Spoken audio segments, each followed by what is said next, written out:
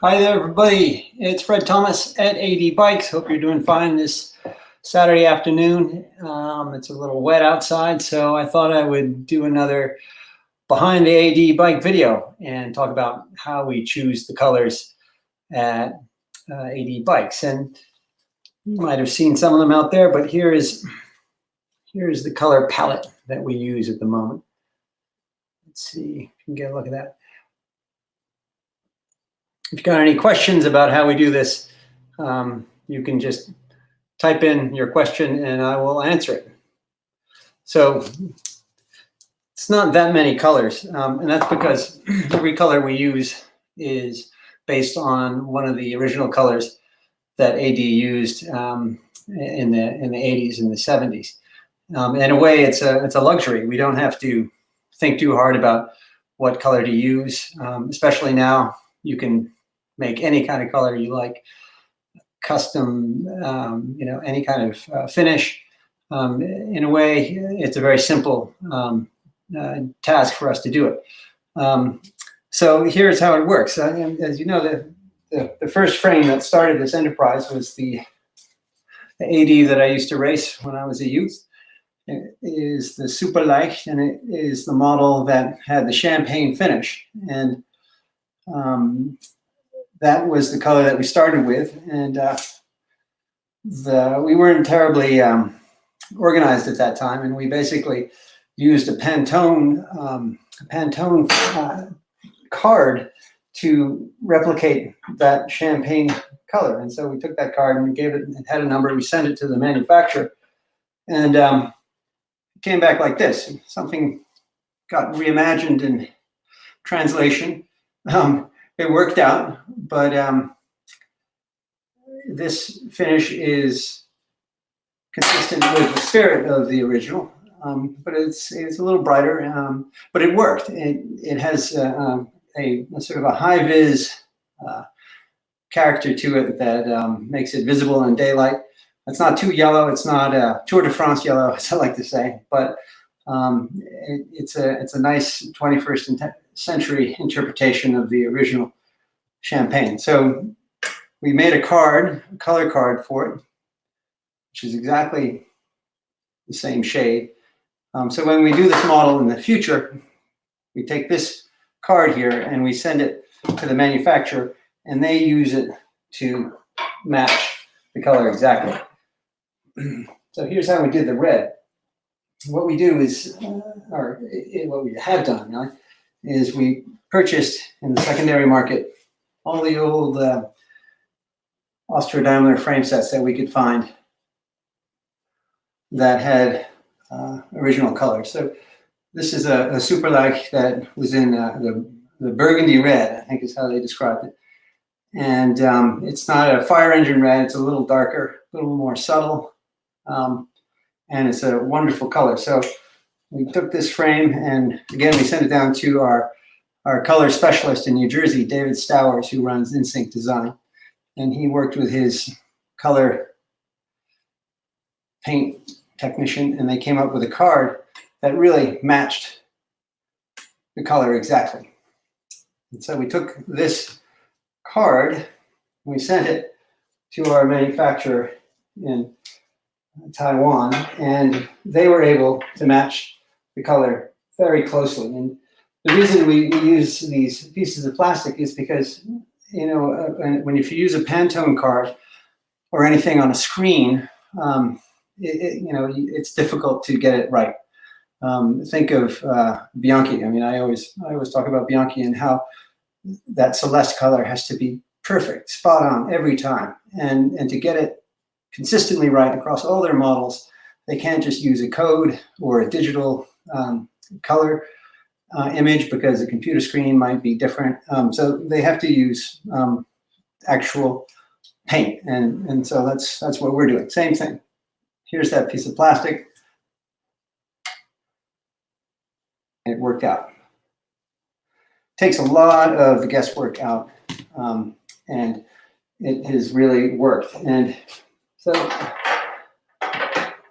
once we got that system down, we started using the other colors that were out there. And this is one of the more iconic colors from Austro-Daimler in the 80s. It's the Thorndorf purple. They named it after a region in Austria and a county, for example. And it became the color that was associated with the Ultima, which was the top-end model. It had Campagnolo super record. It had a gold chain, and it shipped in a huge box, styrofoam, great big bike case. And it was a beautiful bike, and you can see on this one they had the chromed lugs, and they're also cut out. And a little paint in there. I don't know if you can see it. It was their top end model. And as a youth, I knew that this model was out there, and I always wanted to ride it. And I thought the purple was so cool, but there was no interweb back then, so it was very difficult to find out how to find them, see them. But anyway, I got a hold of this one in the secondary market, sent it down to Dave. He did the same thing. Got the exact color.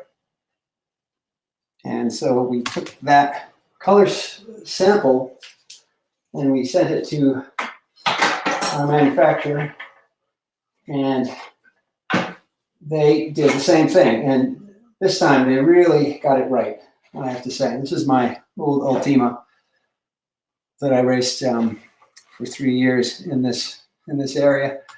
And they really got it right. Here's the color sample, and nothing was lost in translation.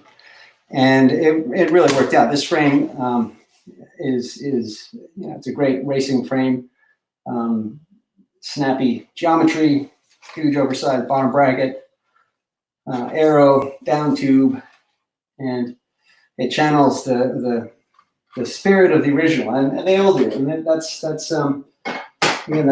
of been the luxury of this enterprise is we're channeling the spirit of the original by keeping the colors the same, but we're upgrading the technology to 21st century levels. This is I always describe it as a Mini Cooper story.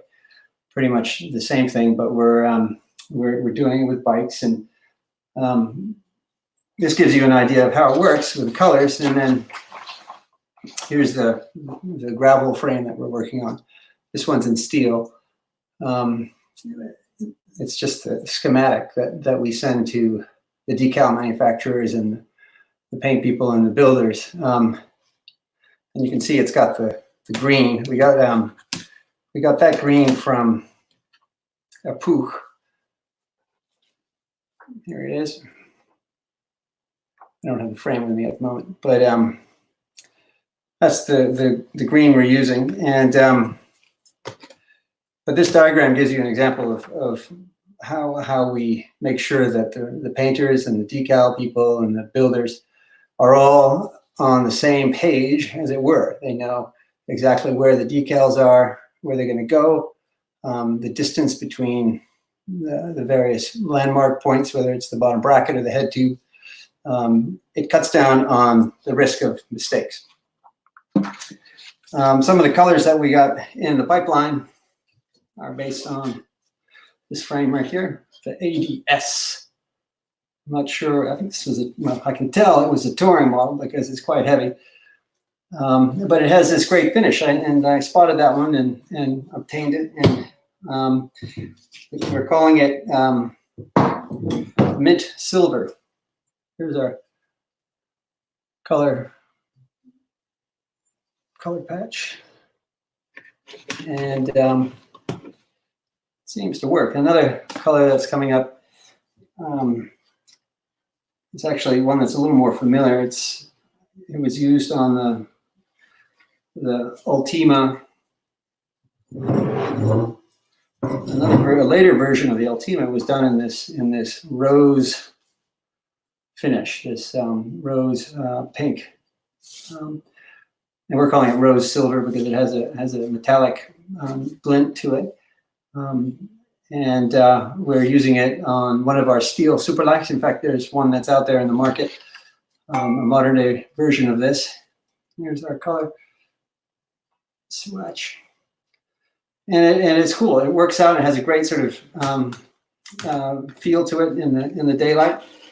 So you'll see that color again. I'm not sure, maybe on the next generation Oedema, we'll be using that color.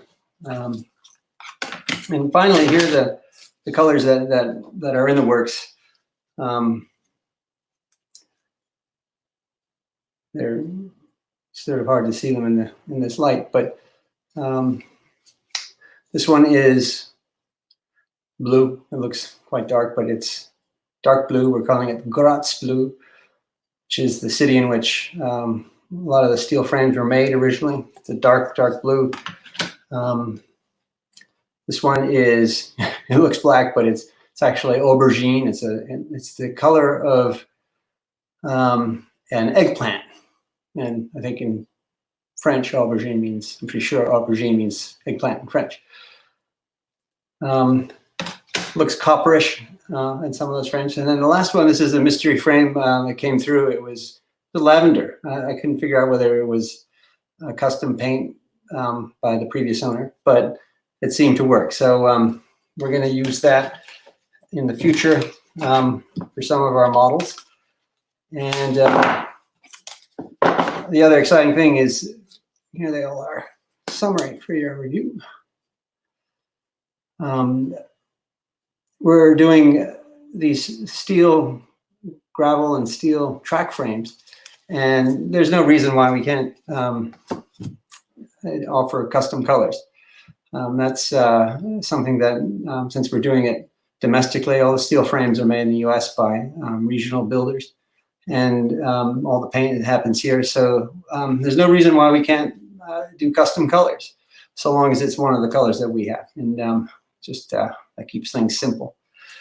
That's all. I'm glad you had a chance to watch this. If you got any questions in the future about colors or the frames, let me know, and we will talk about it. Thanks so much for watching.